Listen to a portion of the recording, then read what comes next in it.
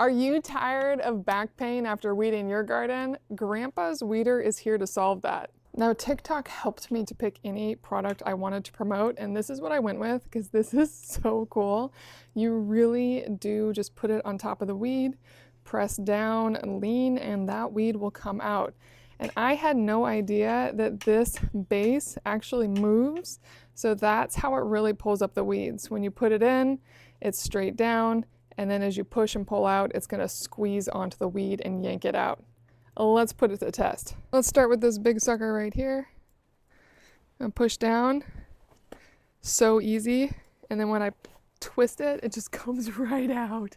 That's insane. So easy to do, and it yanks out a weed that I actually have a hard time getting these out in general.